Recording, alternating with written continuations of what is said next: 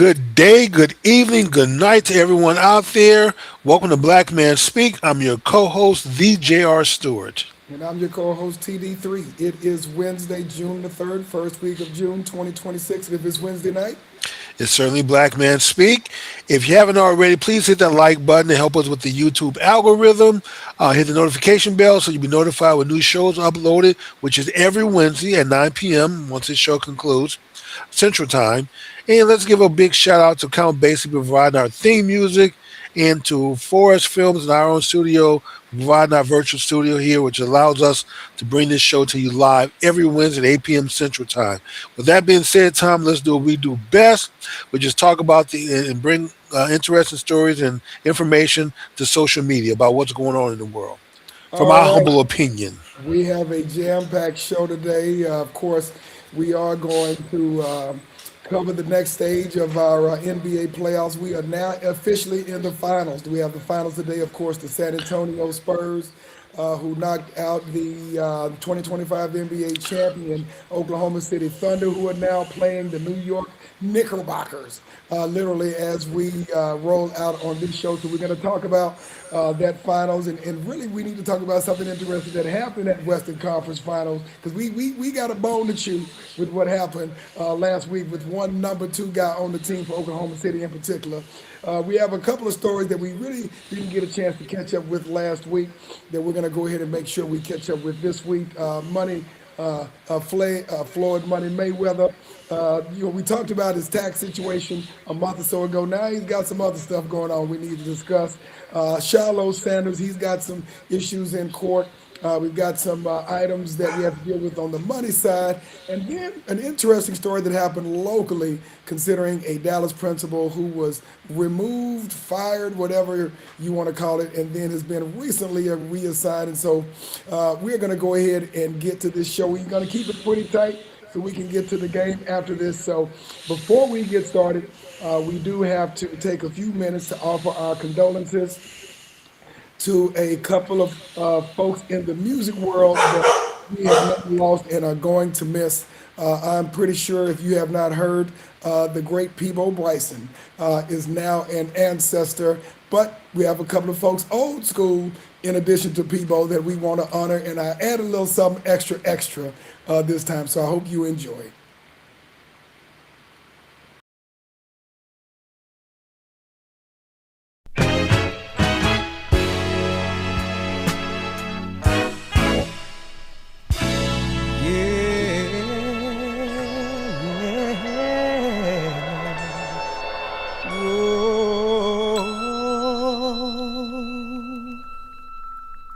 Close your eyes and I'll love you.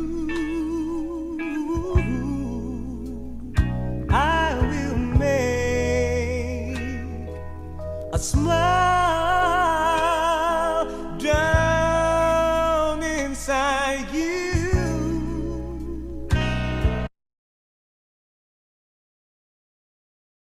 Love traps, setbacks, all can come pick up on the back and stride. Love and devotion, don't find. If the tracks have lost emotion, let it ride. It's going to subside. She stole my heart, but it's just a misdemeanor. You got to get over it. Loved her from the start. What you gonna do when I think I'm in love? Better catch my girl doing me wrong. Too bad. It's just enough to set it back in his life. Like when you get your first ticket for illegal parking. But don't you know it's no big deal? Take it slow. She's not for real. Let it go. Find a new appeal. She sold my heart, but it's just a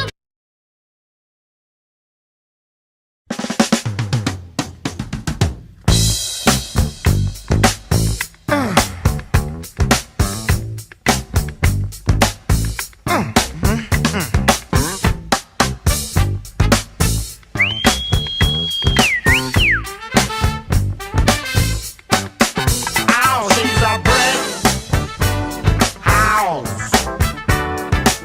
She's 1990, just letting it all hang out. Ow, she's a brick house. I like lady stack, that's a fact. Ain't holding nothing back. Ow, she's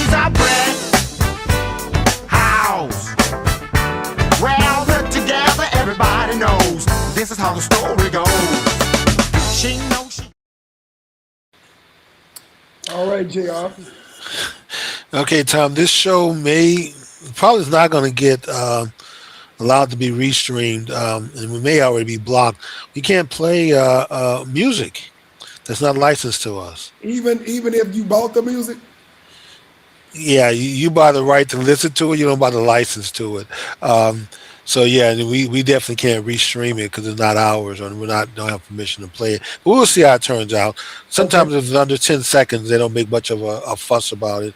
Um, but we'll see what happens. Anyway, they may tap our risk a little bit, but I've dealt with YouTube folks in the past when they blocked our videos. So um, no big deal. We'll keep moving forward. But yeah, our condolences to the folks on our ancestry list who passed away. So and Tom, unfortunately, we've said this before. They're just not making them like they used to, man. This is true. Um, so when the greats pass away, they don't seem to be anyone filling those shoes or filling that void, man. So it's gonna be sad for future generations. Yeah, I'll be honest with you, man. It's going to be a tough nut to crack. I mean, we have some great talent that we have lost over the last few years, Jimmy, and I just think they're irreplaceable. They don't build them like they used to They anymore. don't. No, they really don't, man. So all the greats, like for me, it'll be like Michael Jackson and Prince, Luther Vandross, Prince, man. I mean, that was just that my generation, our generation growing up was a generation of greatness, man. We had great boxing, we had great athletes, we had great musicians and actors, and as they're passing away, as they're getting older and passing away, it doesn't seem this Gen Z and Gen Alpha generation don't seem to be replacing them. So yeah, so I guess the answer is going to be AI and robots, son. Tom. That seems to be the where everything is headed anyway. So yeah, this is true, and that's something that we're going to probably have to discuss sooner than later. The impact that, of course, AI is having on our community, and how we're going to have to adapt and adjust to that, Jimmy. As I think I may have shared on this show some time ago when my father had hip replacement surgery. They had a robot, in essence, to perform the hip replacement surgery. The surgeon was only yeah, responsible for monitoring the technology to just make watch it. They sit there and watch. Yeah, exactly. that's where surgery is today, man. For a lot of it, it is robotic because the robot doesn't call in sick, doesn't take breaks, doesn't ask for a vacation or a pay raise. So, True. and you can have one surgeon just sit there all day long monitoring surgeries as opposed to having to stand and do the surgery themselves, where they may only be able to do one a day. If you just sit and watching, you can watch 4 or 5 surgeries a day. Yep, yep. This is true. So it will be very interesting, Jimmy, and especially anyone who is in a field where you have a lot of repetitive tasks that can be replaced by automation is going to happen. I mean, we again, surgery is sophisticated, but also you have carless drivers. I mean, not carless drivers, but you have Driverless cars, driverless cars, driverless trucks making deliveries. You have right? drones. You Drones have making deliveries. police dogs and things of that nature that are going on. So I've even seen Tom here recently a fashion show that mm. had a robotic model. One of the models was a robot. So watch out, even supermodels. Y'all may get replaced one day. Yeah, now that would be interesting. So let's get on. Oh, before we get started, Tom, we did have a question from last week that didn't quite make it before the show ended. And I'm probably not going to do the question justice, but one of our watchers wanted to know if there was another country that you can move to and live in, what would that be? You can just go anywhere.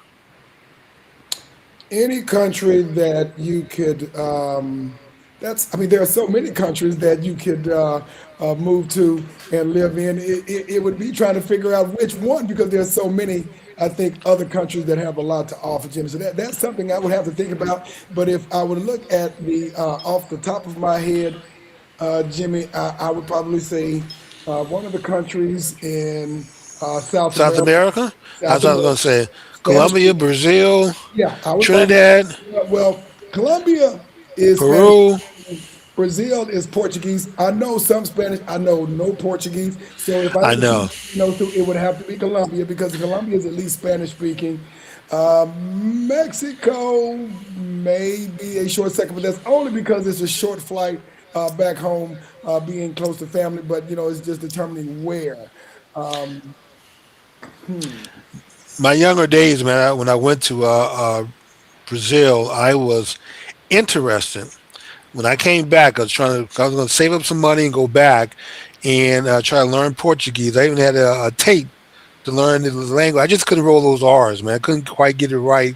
Else I may be in Brazil today, but yeah, great country. So Colombia would be your country, huh? Medellin.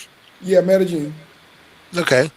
All right. Well, that's been answered. Anyway, what's our stories for today? Tell me, what do we have? Let's go. Why don't we get caught up with some of the stories from last week first, and then we can get to the more recent stories. I know Okay. we didn't get a chance to get to the two Mayweather stories. We actually talked about Floyd Money Mayweather about a month or so ago. He was having some tax issues, and they were putting liens on his properties. Well, he's got a couple of other issues that are in the courts. One having to do with a scam or alleged scam, as we would say, somewhere in the range of about $175 million. We'll talk about that first, and then a court order for him to pay back child support. But the big one first. He recently filed a lawsuit alleging that he was victimized by a large scale fraud scheme carried out by former business associates. Filed literally last month in May, alleging tens of millions of dollars transferred into accounts he did not control. 7.5 million in investments disappeared without any investment being made from a business partner. Nearly $100 million of jewelry was pledged as collateral for loans without his authorization, and then a jet that was diverted away, that was sold and diverted away from him without his authorization. So a lot of stuff, Jimmy, associated with folks that he was doing business with. One by the primary alleged culprit is Jonah Recknitz, who was a New York real estate developer that he was doing business with, Jimmy. So he's got a lot of stuff going on. So Floyd Money Mayweather, maybe Floyd broke Mayweather. He keeps this up. Yeah, yeah. So I am not. I'm not exactly sure. Jimmy, I'm not seeing text messages here. From my understanding, we do have some people on the chat line, but I am not seeing text messages on my side. But they do seem to be able to go in and get into the text area. Okay. I don't. I've never been able to get text messages reliably from Restream. I don't think they like me very much, but we may need Okay. to. I may need to open a ticket with them and let them know that we're having trouble with the Okay, so texting I, I, service. I do want to acknowledge Miss Tanya, Miss Carol, and Miss Audrey K, who are on the text, but I am not seeing any text messages on my side. So I am going to apologize for them in advance for whatever technical difficulties are having right now, not seeing the text messages. But I do want to make sure that I acknowledge all three of them. Okay. But let's go ahead and move forward with the Money Mayweather. Money Mayweather, arguably the most one of the most successful sports personalities in terms of purse earning. Of course, arguably the one of the greatest boxers, pound for pound of all time. He is estimated to have earned over $1.2 billion in money over his fights throughout his career. Some people estimate that he's probably worth about maybe 300 to 500 $1 million in terms of overall net worth. But getting scammed for this degree is getting going to be getting kind of expensive, Jimmy, depending on what happens here. Well, Tom, I mean, in order to get scammed, you have to have a belief in another person that they're telling you the truth or you're going to benefit from whatever they're trying to sell you. When I see stories like this, what I become saddened is that we don't have enough faith and trust in each other to to do business with each other on that scale. For some reason, our millionaire billionaire class seem to take their enormous wealth to other people who then take advantage of them and scam them. Then they come back crying to the public like everybody should feel. So I don't feel sorry for Floyd Mayweather. If you got scammed out of $100 million or $175 million from your business partner, all I can say is next time pick better partners, and maybe next time find some black folks, some folks of your own color to do business with, and let them invest your money. You may not have as many problems. Not to say that we don't steal money also, but you may not have as many as you have here recently. Well, Jimmy, it is an unfortunate situation. I don't feel, I'm not going to say, I feel bad for him, in terms of getting scammed, because that's a lot of money to get scammed out of. At the same time, I think, unfortunately, he was an incident where someone took several years in order to build his trust. And unfortunately, it looks like it's kind of put him in a financially very compromised position, of course, at a stage in his life where he is kind of on the downside of his earning careers. Let's hope that he can get some of his money back from these folks who have allegedly scammed him, and he can move on with his life. But again, as we talked about this before, Jimmy, when you're showy, when you're flashy, you put a bullseye on your back. You have these pictures and videos where you've got money all over the table. You got, all kinds of jewelry and stuff like that. You're just saying, come take my money. Right. And especially, Tom, you know what? One of the things that you look at Steve Jobs, for instance, or even Ted Betty, I give another example. With the Russian guy who owned the Nets, or at least was part owner, or majority owner of the Brooklyn Nets, he talked about how he earned his money. He basically got lucky in the oil industry, made some money, but he found 10 financial people that he trusted. He gave each one of them $10 million to invest for him. And at the end of the year, he's going to evaluate the investment to figure out who we need to keep, who made him money, who we need to let go that cost him money. One of those financial investors, Tom, invested most of the $10 million into Google when it was a startup. Mm. And that one investment really propelled him to become billionaire status at that point, which gave him the money to buy the Brooklyn Nets. So the point here is that when you have money, do not put it all in one basket. Rich people who are venture capitalists do not put all their money into one thing. They take their money and they spread it out because they know it's a numbers game. A few things are going to hit really big, like a Google, or you got in on Meta and Facebook at the beginning stage, and there are going to be some things that are going to be duds, like IceCube.com, and hoping you people buy ice cubes from you. So you're going to have some winners, you're going to have some losers, but diversity is the key to protecting yourself. Floyd, if you put all your money with one knucklehead and partner, and that person took advantage of you and stole your money, well, that's on you. You should have been more business savvy. You don't call yourself Floyd Mayweather if you're not good with money. Call yourself Floyd Foolishness with money, Mayweather, if that's the case. So people understand that you're not very well with managing your money. Another person, Tom, that comes to mind is a pedophile that's in jail. Which one? Oh boy, up in Detroit. I can't. God, what is his name? Great lyricist, great songwriter, great performer. I can picture him. I can't remember his name. Getting brain fog. Okay, gotcha, But gotcha. another one, We, Tom we, had we, had we a, got a bunch of we got a bunch of pedophiles in jail, and unfortunately, some of them are being let out of jail. the I believe I can fly guy. What's his name? R. Kelly. R. Kelly. Oh Yes, yeah, R. Kelly. Okay, gotcha. urinate on teenage girls. That's his thing. Tom, another one had a huge library of music. How do you end up broke? All the people around you stealing from you. Come to find out he's illiterate. He can't read, and all those around him, and especially the parents who are pimping their daughters and pushing them on him. I mean, they basically just milked all the money out from around them, and you end up broke and can't even pay legal fees. So it's a sad situation, Tom, when we allow those around us to just take advantage of us like that. So, and especially when you're a celebrity, when people are looking up to you, um, then you need to set a better example. If you do nothing but put your money under a pillow like Cash Money G down in Atlanta, Georgia, that's better than giving it to someone to take from you. Well, I would say this: there's a difference between being rich and a different. There's a difference between being rich and being wealthy. Rich people and wealthy people, they respond different. They say, rich is loud, wealth is quiet. And Yes. fortunately, for a lot of new money people are very loud. They want to be showy. They want to show everybody. And to me, it's kind of a symbol of insecurity.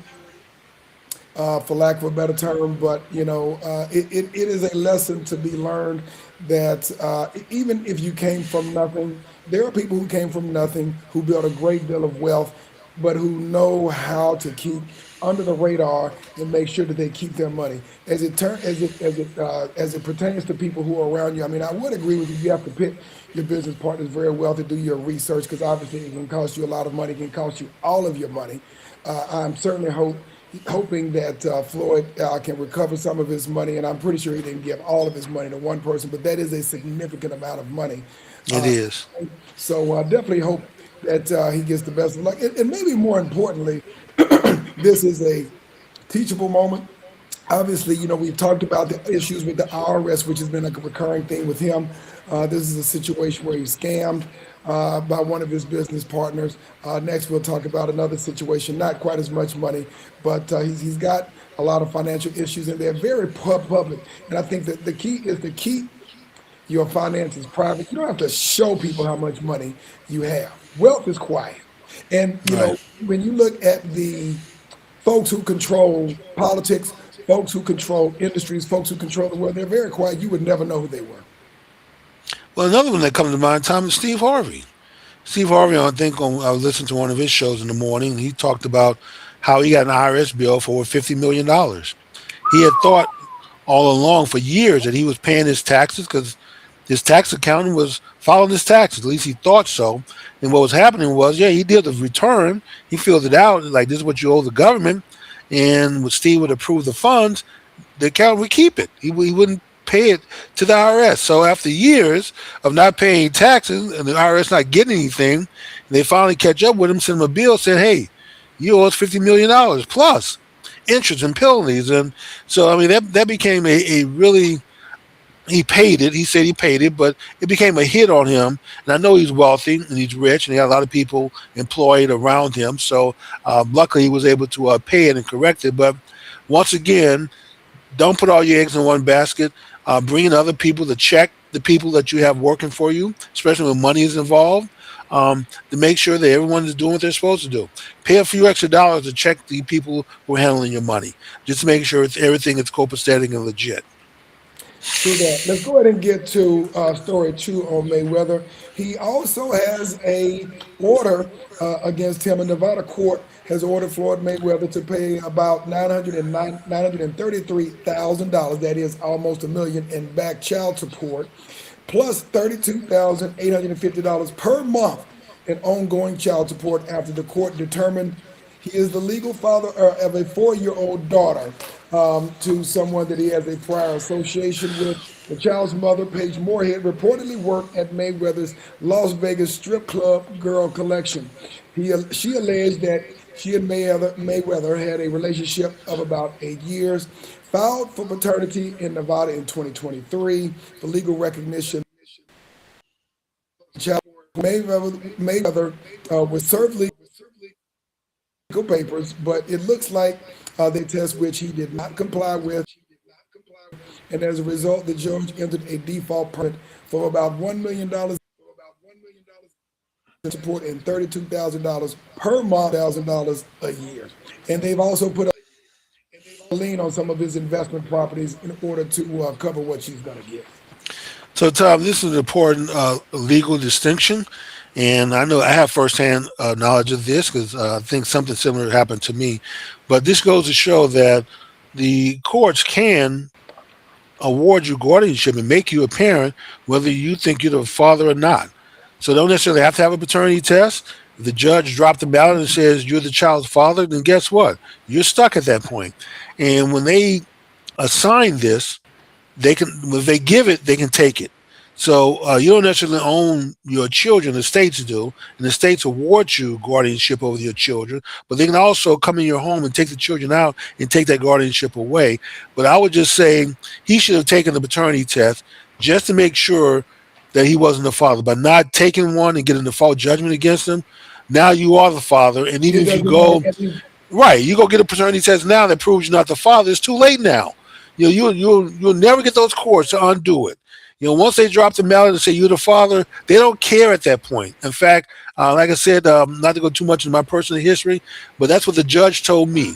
You're the only father that child knows, and I'm not going to change this at this point. So you're stuck, Mrs. Stewart. I see you later. Bye. Get out of my courtroom. So yeah, he should have did the paternity test when he had a chance to do it. In addition to that, and you bring up a very good point of men. Once the state establishes paternity, you grandparents, because you now have grandparents found out about this quite spontaneously, but is where children have children, and then the grandparents end up taking care of the children, and Yes. the grandparents may actually adopt the children, and can later find out, in this case, Jimmy, that the child isn't even their grandchild, but Right. now That is true. so there are a lot of nuances that can happen here, Jimmy, and it's going ahead and making sure, and I did, It it's is. a lot of screaming and shouting, "Oh, you the baby, you the baby, you the baby, pappy, Jimmy." It's better than If you can't afford one, call Murray up, the Murray Povich show. They'll get it taken care of for you. I don't know if he's still in the Mary air or not. Povich, What'd you say, Maury Tom? Povich. Yeah, Yeah. I don't. Maury Povich. Yeah, I've not seen that. Well, I don't watch a lot of TV, so I probably wouldn't know and wouldn't see it. But I guess it's. Jerry Springer's still on the air. I have no idea, Jimmy. I haven't watched that type of TV in Uh, years. okay. Yeah. If you can't afford a paternity test, go find one of these reality shows. They'll hook you up. Yeah, absolutely. All right, let's go to another brother who's got some legal issues that we missed last week. Shilo Sanders, yes, that Shilo, the son of, I think, the youngest son of Deion Sanders, which actually he has three. He has an older son that most people aren't aware of. But Shilo Sanders, according to court records, has a $11.89 million judgment against him that occurred about 11 years ago. According to the court records, school guard John Darjean attempted to confiscate Sanders' cell phone during a disciplinary incident. Darjean alleged that Sanders assaulted him, causing severe injuries that included neck and spinal damage, neurological injuries, and long-term medical complications. This suit was filed in 2016, that being 10 years ago. The incident filed in 2015. Case actually went to trial in 2022, 6 years. Sanders did not appear for court after dismissing his attorneys and failing to respond to notices from the court. Because he did not defend the case, the court entered a default judgment against him. The judge found Sanders liable for assault and battery and awarded Darjean $11.89 million in damages. Sanders' position, of course, is that Darjean was the aggressor, and he's filed for Chapter 7, a lawsuit to try to make the debt go away. But now what they're saying is that under law, he may be on the hook for $11.89 Well, you million know what, dollars. Tom? I'm not sure how this came down on him if he was a minor. This should have came down on Dion because he was the parent who's responsible. Kids can't sign And contracts. They're not legally obligated when they do things. We normally give them the benefit of being immature to make these kind of adult decisions and don't really hold them fully responsible for their actions. And then when they become adults, they have a clean slate, which is why the juvenile records don't follow them. So I'm not sure how the courts were able to assign this to a minor when his dad was there, sitting there with deep pockets. That's what they should have sued for. Well, I think somehow they were able to legally, Dion was able to legally get himself disassociated from being responsible on the case, from what I read in another article. Okay, So it is on Shiloh at this point. And of course, we do know Shiloh was undrafted in last year, that is being the 2025 season, but he is currently, I think, out of a football job right now. He may be looking for something in Canada, probably not making any money close to what he would in the NFL. But right now, I think he was playing with Tampa. He got released towards the end of the year, Jimmy. And so this is going to be an interesting situation, to but say the Tom, least. he should just go ahead and file for bankruptcy, liquidate all of his assets. Don't even try to restructure this because you may not have $11 million. There's a lot of debt to restructure, so don't even worry about the restructure. Go for full bankruptcy, liquidate whatever you own, give them whatever money you have, whatever assets, your gold chain, everything, and just be done with it. And start over in life. You're a young man. You can get on with your life after that. Maybe get into football, maybe go do some other things. Maybe go coach with your dad. Your dad has deep pockets, so somebody can. Your brother may has deep pockets as a quarterback.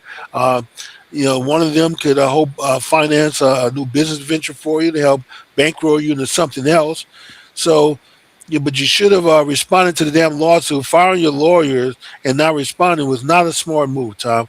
We have to It learn to was start not. dealing with situations, and this is where our young men, our kids, we need to teach our young men to get up every day, make their bed, do their things, get in the habit of taking care of stuff.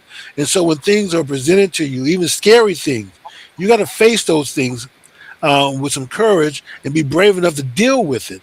Because if you don't deal with it, it always comes back to bite you in the butt later on. This is true. I would absolutely agree with you. Running away from the problem doesn't solve the problem. It It usually does. exacerbates the problem. Now, in this case, the biggest thing that he did that did not work well in his favor is not showing up to court. I mean, okay, he He fired still his should have attorney showed up the and just minute said, that the I'm trial. not representing by anyone. The judge would have postponed the trial for you to go hire someone.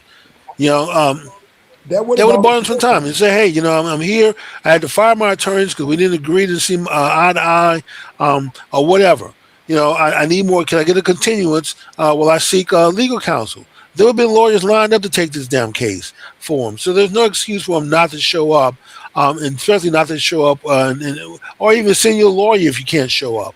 You sometimes you may not have to be there in court yourself, but you at least need to have someone representing you to be there. And then Dion, being his father, should not have allowed this to happen. How do you let this? But Dion should know better. Dion has been around football and legal issues and signing contracts, and having lawyers represent That's him. true. He Common sense. He should have known that. Hey, son, you need to show up in court, or let me send my lawyer, somebody, or let me go. Somebody needs to go and to represent you and ask for more time. But not showing up, $11 million. Yeah, well, and we don't know the nuances of maybe what happened between Shiloh and Dion because, quite frankly, young people, especially at their early 20s, They think they do. know everything. I don't know if this, but at your early 20s, you That do is think you true. know everything, and parents know very little. So this could have been a situation where it's like, you know what, Dad, I got this, and he ain't quite got this. This is going to be an ugly thing, but yeah. We will see what happens and definitely keep our eye on what happens here. This is not a good thing, a good way to start your young career with saddled with this much debt. But we'll definitely keep an eye on it and see what happens, Jimmy, and make sure we continue to report on it, of course, along with Mayweather as well. But again, I don't know, of course, all the details of what happened. This was like 11 years ago, and $12 million A lot is of a money, lot of Tom. money. Um, Hey, while I'm Exactly. thinking about it, for next week, we need to add to our story list.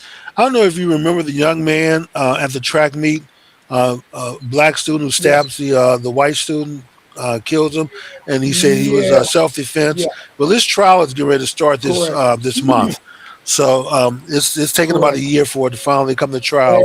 And you're correct. I just saw an article about that. He is being tried by from my understanding, he is going to be tried by a jury of a bunch of peers who don't look like him. Well, that's where he lives, Tom. That's the area that he So, lives in. That's the county that he yep, lives in. So, um, and I guess they were yeah. unsuccessful in getting the trial moved. So we should put that on for discussion next week. But anyway, what's our next story? All right, Jimmy. Next story. Oh, we haven't talked about this before, but well, I don't recall that we talked about this before. But there was a principal in the Dallas Fort Worth area, Woodrow Wilson High School, Sandra Hooper Barnett, who was removed from her principalship at Woodrow Wilson High School. I do remember Woodrow Wilson, for singling out a group of black students for their performance in school. There's the details on this are very hazy, but at the end of the day, a lot of folks were pretty pissed off about this allegedly when this happened. And the district has provided very little information in terms of transparency to the community. But she seems to have had a pretty good track record in terms of performance at the schools that she's been to. I believe she was at Woodrow Wilson for about 3 years, had a pretty good graduation record, and as it turns out, she ended up getting a group of students together, all black, and calling them out on their academic performance. You know, the what and the how and what was said. We don't have a lot of information for her. She was removed and has recently just been reassigned as a principal at Lincoln High School, which is in South Dallas, which is a predominantly black school. By the way, Woodrow Wilson is a predominantly Hispanic high school. I believe it's about It is. 6% black I think currently. Lincoln is probably 70, 80% black. So a big contrast there. It is. First of all, I have two things, Tom. One, no black person, I mean none. Or go back to my South Dallas dialect. Now should be allowed to go to any school named after Woodrow Wilson. And in fact, black kids should even attend Princeton University because they have so many buildings named after Woodrow Wilson because he taught there. He was a despicable president. He set the country back many generations on race relations, him and his brother. They did some despicable things to black people. And to have black kids going to a school or even have a street named after that man going to the black community is an insult. So I've gotten that out of the way. So let's get on to the teacher now. Uh, Tom, back in Principal. the It was principal. a Okay, principal, not a the teacher, a principal. principal. Back in the early days, the first four black public high schools created by Congress in America were the Paul Paul Dunbar High Schools. There was four of them. One in D.C., one in Baltimore, one in Lexington, Kentucky, and one here in the DFW area, in Fort Worth, Texas. You look at the Go ahead. graduate, go back to 1920, 1930, 1940, and you look at who graduated from these high schools. Tom, it reads like the who's who of black history: music, law, medical, everyone that you know, Thurgood Marshall to Dr. White, and many others, the famous musicians, all came out of those Dunbar schools. Tom, Carter G. Woodson. yes, Carter G. Woodson. So, Tom, and the thing that distinguished these high schools from every other school in America at that point is one, these schools had a mission statement to compete with the private schools and the elite public schools of their region. The school in D.C. was rated the second best public high school in the Maryland, Virginia double state, or they call it tri-state, even though it's only two states. I think they include D.C. as the separate entity, but in the tri-state area to be number two, grouped in there with private schools, public schools, and they didn't have charter schools back then, was a big distinction. And these were the grandkids of slaves, Tom, that were doing this. They showed that black kids can perform at a very high level when you place the bar very high and you set the demands high. They just didn't tolerate math for English, math for dummies, English for dummies. I mean, they taught calculus and foreign languages and advanced geometry. They taught advanced classes. Every one of these kids who graduated those Dunbar schools already had the equivalent of a associate degree when they went to college. Over 90% of them, Tom, graduate college in less than 4 years because the university would already give them a year or two of college credit just for graduating Dunbar High School. That's how elite these schools were. Fast forward to today, Tom. Look at how dismal the Dunbar schools are today. DC, Lexington, Baltimore, and Fort Worth, you wouldn't send your dog there to get trained. That's how horrible these schools are. And black schools in general, and black neighborhoods, predominantly black neighborhoods, are horrible. So to have a principal to pull these kids aside to try to let them know that look, you can do better, and we know you can do better because your ancestors, who were grandchildren of slaves, this is what they did. They had less books, less computers, less stuff than you have, less opportunities, and they did a much better job at learning and excelling than you're doing. And then you can do and accomplish the same thing they're doing if you just make the effort to do it. I don't know why parents were upset about this. If she singled them out, if she singled them out because she thought they could do better. If she didn't care, if she just looked the other way and like, okay, well, if you fail and you fail, if you pass, you pass. Oh well, I get my paycheck regardless. Then we would also think that that wasn't right. But for her to have a little bit of interest to try to pull these kids aside, and I know they had a predominantly white school, there had to be a level of embarrassment or Predominantly Hispanic, Hispanic. but still, you're in the minority here, and I'm pretty sure they're having to identify kids who are struggling see what they can do to bring extra resources to help them get up to par. And she probably, maybe a little embarrassed that a lot of these kids are black. That they're on this list. So she's trying to, pull them aside to say, hey, look, we can do better than this. You can do better than this. You have to do better than this. And for parents to get upset that she singled them out to point this out, just go to show Tom where a lot of families are when it comes to encouraging their kids for academic greatness. I would say two things. Again, not knowing the details of the backstory behind everything, there are a couple of different directions she should go in. She maybe what she was doing, and she said she apologized and said that her intent was not to, I guess, allegedly separate these kids and to call them out or to embarrass them in such a way, but to encourage them. But this is the issue that we're dealing with here. Some of this being political, I believe. You're at a predominantly Hispanic high school in a school district that is predominantly Hispanic with a superintendent that is Hispanic.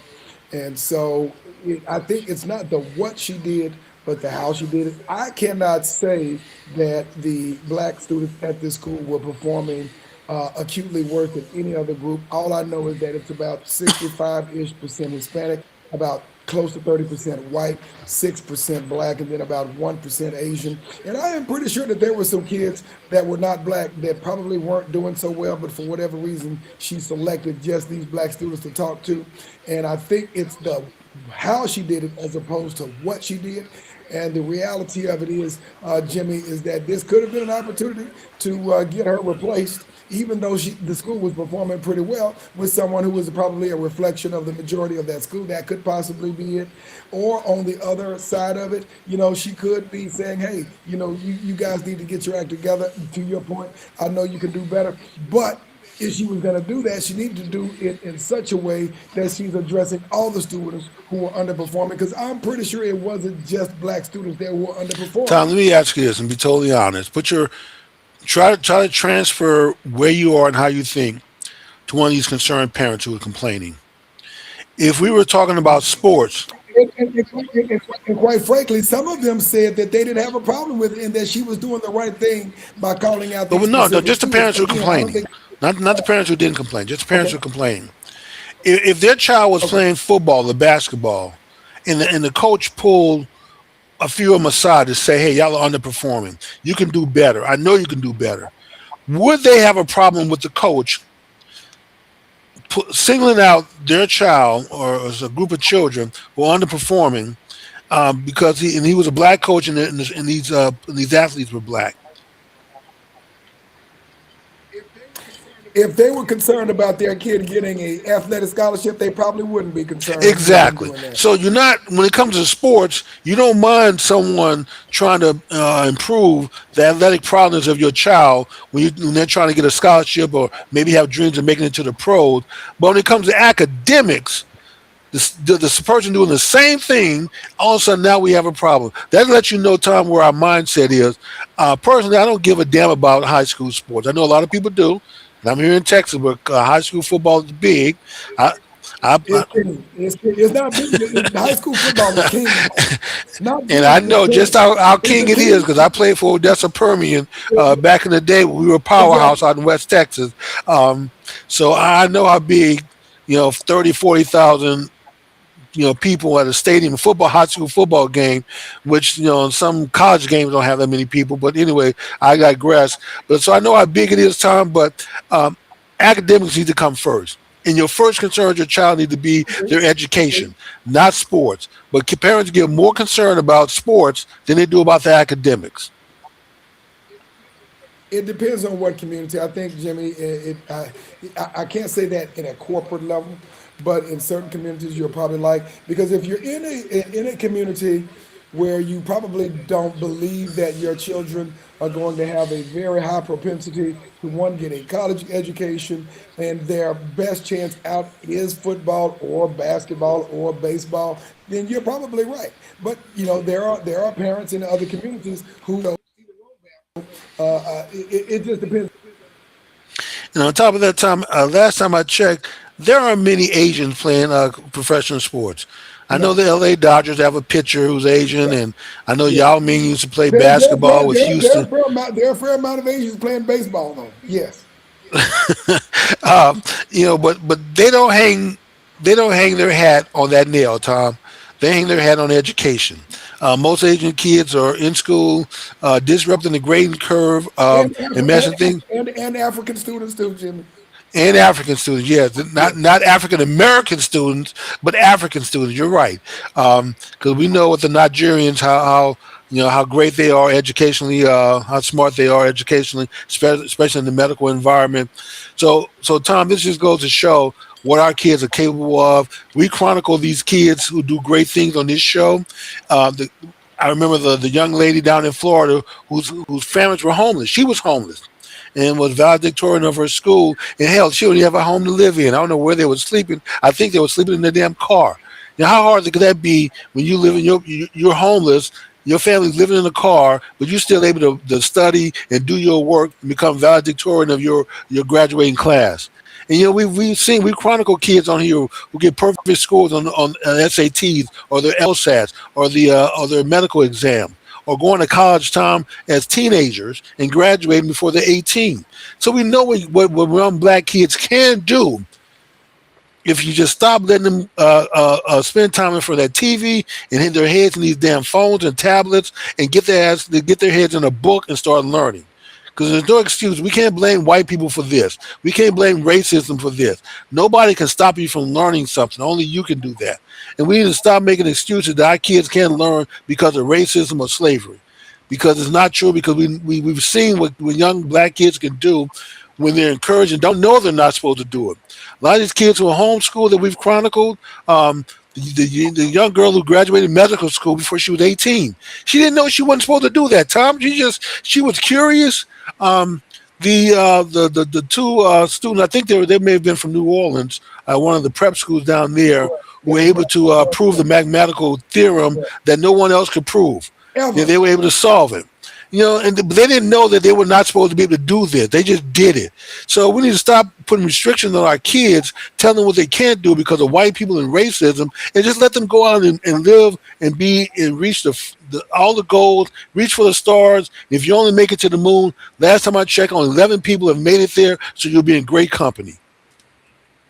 Fair enough. So we will definitely keep our eye on this, see what's happening. We, of course, we wish her the best of luck in her endeavors as a principal at Lincoln High School. That's actually the high school that my father graduated from last century, by the way. So it is a magnet school, and they do have a cadre of young scholars who go to Lincoln High School as well. They have a, a heck of a history, of course, with basketball prominence as well, but that's another story. But they have scholars and athletes at Yes, they do.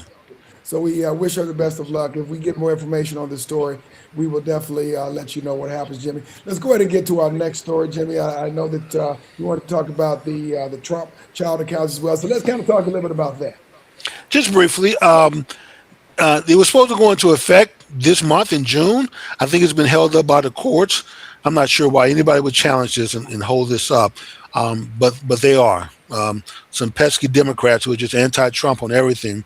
But basically, what the account is that you register, and I think they had 6 million families who registered for these accounts. That if your child is young enough, and I don't know what the age cutoff is, so we can check and get more details, but you Well, I register think for the account. it's if they were born between January 1st of 2025 and 2028. Okay, the government is going to put $1,000 into an investment account for them. You can put more money in, so $1,000 is the initial investment, and families can contribute to that account and add to it. But if you do absolutely nothing, Tom, for 18 years, that $100,000 grows to over $150,000 at today's rate. Wait. You said it's a seat of $1,000. It's a seed is 1,000. Right, But right. with conservative investment and compound interest, that money grows. So by the time your child becomes 18, it grows to a very nice amount. Money they can use to go to college, to put a down payment on a house, to buy a car to get started in life. So that way they're not starting off broke. They're not starting off from zero. And like I said, families can contribute to this account and add to it over time. Your You're more than welcome to contribute to it if you want to, as you want to grow it more for your child. But it's a great way, Tom, to help build some wealth for young people and get them off to a good start. And how anyone could go to court and fight against this to block it, and especially when most of the money is not even coming out of the public sector. They're squeezing the money out of private donations. So if really wealthy people want to give back and give your child $1,000, let them. Just I mean, where's the fight here? So I'm not seeing the downside, Tom. I only see upside, but these things are very political now, especially when Trump puts his name on it. They're going to be the anti-Trumpers who suffer from Trump derangement syndrome are going to be going against it, not even realizing what they're fighting against. Just so you know, of course the requirements is that the child has to be born between January 1st, 2025, and December 31st, 2028. They have to be a U.S. citizen, have a valid Social Security number. Of course, the account is it's for the child, but the guardian, just caveats that you're speaking to, Jimmy. There's a limit of $5,000 per year that you can put into the account, which Oh, would individually as a family, okay. yeah, you are. Families, friends, and employers combined can contribute up to $5,000 per year, but the government seeds $1,000 account. Now, depending on the purpose of it, I mean, I personally think there are some other options that they should look at, but this is definitely an option. Of course, it can be used for school or a trade school, purchase your first home, start a business, or whatever the case is. But folks, if you're looking for something specifically targeted toward education, I would personally consider at least comparing it to a 529 plan, education plan, because number one, the other thing, of course, is that with this Trump account, it is tax deferred. So when you take the money out of account, it's going to be You're going to be taxed. taxed, So yes. you do need to be aware of that. Number one, with the 529 plan, it is not taxed, but also you can contribute $19,000 per beneficiary per year into that account, which means, well, actually, you can do 19, or if you're married, $38,000 per year into a 529 plan, which of course can be used towards education expenses. But the 529 is only for education.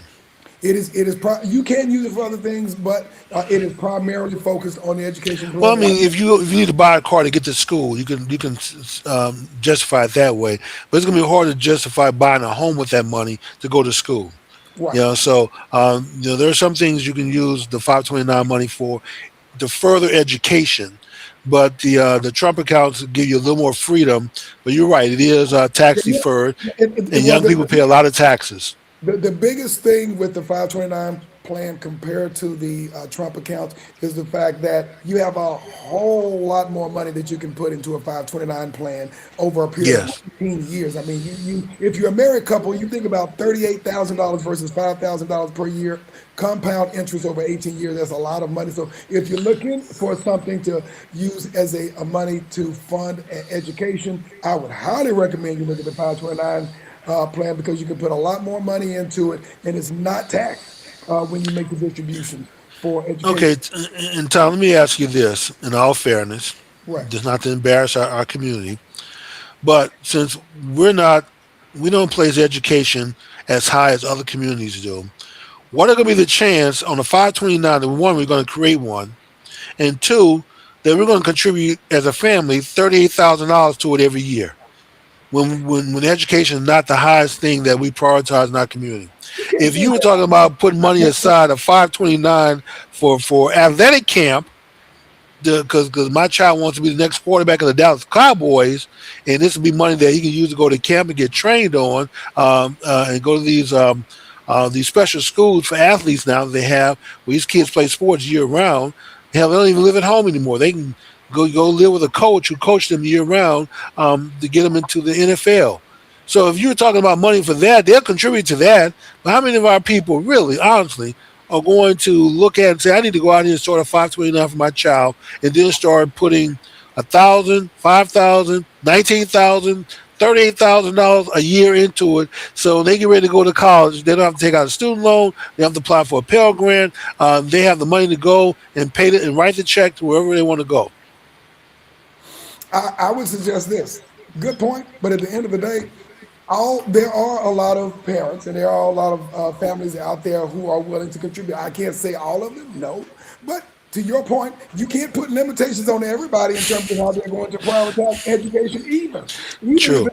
Even if it's not all of them, enough of them out there who are willing to put that in there. And again, it's not taxed at the end of the day. The other option that you can consider, even though this, you can look at these as different vehicles, and this is a plan that you can use. Just know what its limitations are. The other thing, start a Roth IRA. You're not going to be able to put as much into a Roth as you would into a 529 plan. A 529 plan, if you're an individual parent, that's $19,000. If you're married, that's $38,000. If you're talking about a Roth IRA, $7,000 per year per beneficiary. And the reality of it is that's not taxed either. So, I mean, that's the beautiful thing. You can compare the Trump plan to the 529 plan to the Roth IRA, and and with the Roth, the beauty of that is that you don't have to wait. You can keep that money and continue to build and use it to go to school, to start a business, to do whatever you want to for perpetuity. And you have no required minimum distribution on a Roth IRA, and you can even transfer that to your kids if you don't use it for whatever reason. Well, that's true, Tom. And then the other thing with the 529, I believe you can deduct some of that contribution off of your income tax. And I don't think the Trump account's going to allow you to do that. Um, Right. Oh, there so, was one thing I said. The $19,000 limit, that's not the limit in terms of total amount that you can put in there, but you can, without getting a gift tax. Otherwise, you have to tell the government if you put in more than $19,000 per parent into that particular account. But if it's 19,000 or under, you don't have to, which, you know, if you're talking about, let's say you're a parent and or grandparents who can contribute to that account, you don't have to tell the government about anything. And this is something that's 100% legal and is going to give that child or grandchild a leg up in paying for school, which the last time I checked ain't getting any less expensive. no, it's not, Tom. So if look, if you anticipate your child going to college or university once they graduate high school, and you know you may be faced with having to write the check for that tuition, then you may want a 529 may be right up your alley to start putting money aside today and let it build up and grow. So when that day comes, you're prepared for it, you and your child. Um, Otherwise, if you just want to give your child a leg up when they graduate, you don't have very much money. Sign up for the Trump account; it's free. So they're going to see you with $1,000. Doesn't cost you anything. If you do nothing else at that point, but just sign up and register, then you've already benefited your child to some degree. So those are your financial options. Tom, we have a couple of minutes, and we're going to have to go a little bit over just so we can talk about the NBA championship, Well, which let's is make on it right brief. now. Let's make it brief since the NBA championship is on right now. First, we got to talk that Western Conference Finals Game 7 debacle. I don't think I've ever seen someone who completely disappeared, who was supposed to be maybe not the first, but the second best player on the team. I'm talking about Chet Holmgren. For him to be a number one draft pick, was it 4 years ago? A And couple of him years ago, he came out of Gonzaga. People, he's been pretty dominant up until this point. He got exposed against San Antonio. He's 7'1". He's a 7 footer. He's long. He's tall. Um, has a perimeter shot as well. I mean, so and he can shoot the three. He has a perimeter shot, yes. But he was pretty. They put out an APB out for him because they couldn't find him come playoff time against San Antonio. And I don't know. Maybe he was intimidated because he had someone who was taller than him that he was facing for the first time in his career, probably. Um, Maybe it's those 4 games that San Antonio, 4 out of 5 that San Antonio took from them during the regular season. They had him a little intimidated, but he was definitely a no-show. So SGA understandable. pretty much had to do it by himself. And then with Williams being hurt, you're your number 3 player.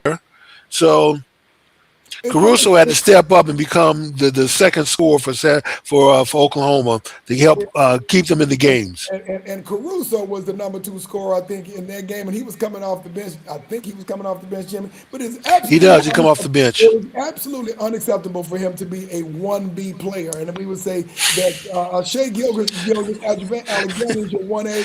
And Tom, you being Chet very Holmgren, generous to call him a one B. that's what he's He's a supposed two. He's that's a two on that what he's team. He's not supposed to be. He's 7'1". SGA don't have there's no letters under him. There's a one and there's a two and there's the rest of the And team. this is the To reason call I him a believe one B, Tom, is being very generous. Chet Holmgren was picked what? I think he was pick number one. He was picked number 1 in this draft. Yes. So at a minimum, he's supposed to be a 1B. He's supposed to be a 1B. Now he's not going to be. The dude is 7. The dude is 7'1". He's got a perimeter shot. He was picked number 1 in the draft. He's not 10 years into the league. He's only a few years into the league, and he He's was young. supposed.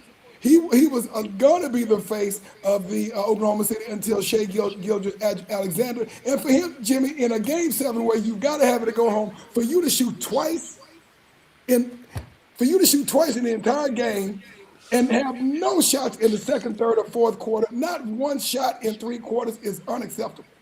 And how Okay, people Tom. Let's look at some duos where you had a one A and a one B.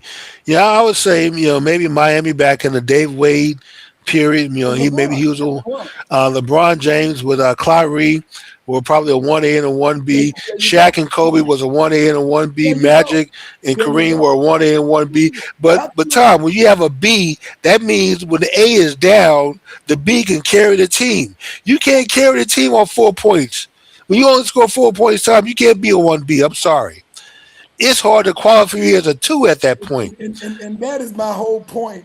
That it is absolutely unacceptable to be a number 1 draft pick with a few years in the league, with a championship in your belt, and to be a complete no-show in a game 7 and only shoot 2 shots the entire game. They should be running him out of town. I saw Jimmy. His contract is too big to run him out of town now, Tom. I saw an article, 4 years, 40-something million dollars. I saw an article about somebody talking about the Dallas Mavericks doing a trade to get Chet Holmgren Don't do for. it. I was just totally stuck. I could not believe what I was seeing, Jimmy. They should be. If that was Shea, who would have been 1 of 2 shots the entire game, he would have already been run out of town. They wouldn't run him out, Tom, but they would be very disappointed though and unhappy. Um, so we know Let's get to the fight.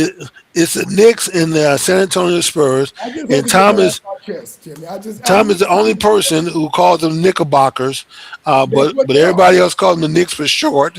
I don't think anyone uses that term Knickerbockers anymore, or even know what it is. But It yeah, is. it's between New York and San Antonio, and I'm putting my money on San Antonio. They're playing right now as we speak. Yep. So as soon as the show concludes, I'm going to run to the TV because I have it recorded and watch the game. What say you, Tom? And even though New York is well rested, Oh yeah, I well was. rested. I've seen both teams play in multiple games, and I'm gonna be completely transparent with you. I would put my money on the San Antonio Spurs, but I'm definitely gonna say I'm rooting for the New York Knickerbockers because I want to see Brunson get a ring because I want to show him. I want to show the Dallas Mavericks general office how right they were for getting rid of Jalen Brunson for Luca who doesn't even play. He only plays offense. And comes to the season overweight, came to the every year overweight. Overweight, out of shape. I want them to see how horrible a decision they made getting rid of Jalen Brunson for Luka Doncic.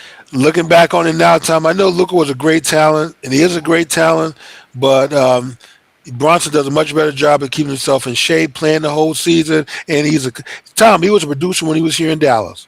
I Yeah, mean, they could have easily built a team around him. Other than the age thing, really, he would have been pairing him up with Luca would have been like Luca and Kyrie or Luca and Bronson would have been great. oh So my the goodness.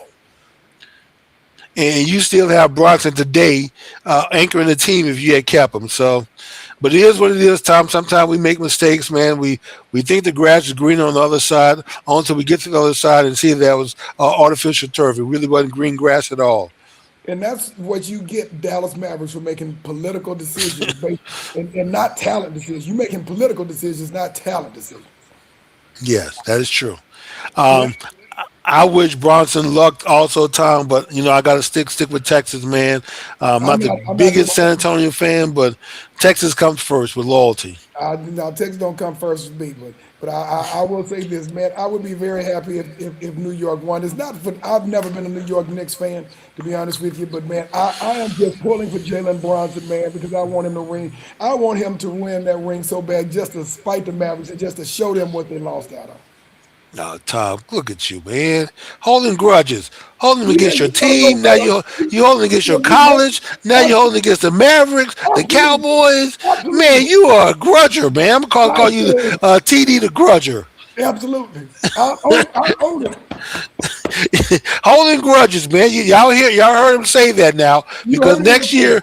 Because next year when I say you hold grudges, he's gonna deny it, and I'm gonna have to But come back and find. no, I'm not. And I'm I'm gonna have to serious. find this clip where he admitted to being holding grudges and being the grudger. You doggone, I'm holding a grudge against A&M. I'm holding a grudge and the Dallas Cowboys. They still ain't gonna win no Super Bowl next year. We haven't even gotten in the preseason. Cowboys ain't gonna win no Super Bowl next year either. I don't know why you holding a grudge against the Okay. Cowboys. I don't know what they did. I understand Texas A&M grudge. I understand the Mavericks grudge. I I don't understand the understand Cowboy grudge, but okay. because you know what I'm gonna do that. Until you do right, everything you do gonna be wrong. What was that from Scylla from Color Purple? Yeah, was it Celia? What was her name in that? Sealy. Silly, yeah. Until you do right, everything you gonna do gonna go She wrong. gave you the witch fingers, Tom. Oh boy, poor Mister. She put the hex on him, Tom. Yeah, she put the heebie-jeebies on him. So okay, folks, we went a little bit over, so we appreciate y'all patience. Until he brought her children back. Yes, we appreciate your patience. The show went a little bit long, so we're glad y'all stuck with us through all of this. Please rejoin us next week as we bring more interesting stories and topics. If you have anything for us, please reach out to us and let us know. We'd be glad to cover it. If you have a death in the family or a birthday announcement or a special anniversary, reach out to us and let us know, and so we can give you a little love. With that being said, Tom, give us a last word and take us out. I want to thank everybody who joined us here today. Hopefully, we didn't have any major technical difficulties on that. And at the end of the day, want to thank those who joined in the chat line. We could not see anybody in the chat line today. I usually can. Jimmy cannot. But of course, come back next week where we'll have another exhibit. Wait a minute. We just okay. So we got cousin Audrey K. We did see her good night. So for whatever reason, we did not see any other chats, but cousin Audrey K did say good night, and that showed up on the chat. Okay. Thank you very much. Good All night. right. Thank you. All right. Good night, everyone. Peace and hair.